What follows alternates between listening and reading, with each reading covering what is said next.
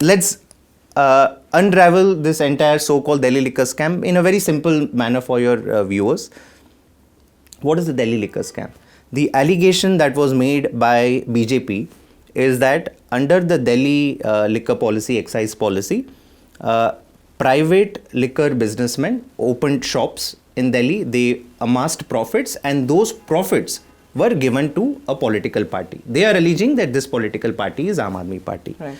Over the last 2 years, 500 raids have happened. 1,000 witnesses have been summoned together by CBI and ED. I think half of ED and CBI in the country has only been pursuing this particular matter. Houses of all our leaders, Manish Sisodia, Arvind Kejriwal, all have been raided. Not a single evidence. So why are these people behind bars? They are behind bars because of a very interesting species in our law called government approvers. These are people who were arrested by ED and CBI and later have given statements, incriminating statements against AAP leaders, and on the basis of these statements alone, these people have been put behind jail. But approvers are there in every legal system. It is, absolutely. Right. And the bar for taking the approver statement at face value is very high. It doesn't happen. Approver statement has to be corroborated with some evidence, which as on date, it doesn't exist. Now, I will give you a very plain and simple example of one approver because, and this guy's name is Sarath Reddy. It was on his statement primarily that Mr. Arvind Kejriwal was arrested. And I think if you understand who is this chap and how come this statement was used, you will understand the entire conspiracy behind this so-called liquor scam. Sarath Reddy was one of the big beneficiaries of liquor licenses. He opened shops and through a tendering process. Now, on November 10th, 2022, Sarath Reddy gets raided.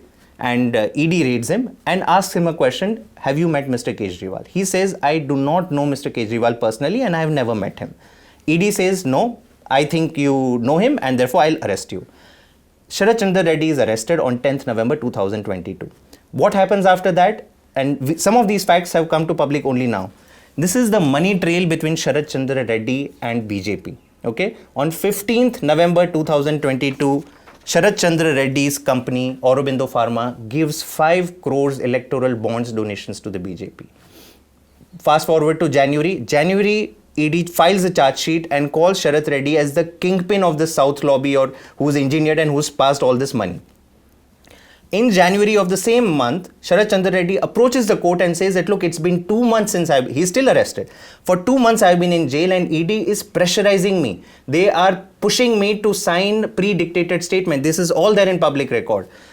He doesn't get bail. Another 4 months elapse. Now it's 6 months that this man is being in jail. He breaks down and he gives a statement. So far, he has given 6 statements. In all of these, he says, I do not know Kejriwal, I have nothing to do with him. Finally, after 6 months of jail, he says, look, I now remember that I met Kejriwal and I spoke to him about Delhi excise policy and stuff.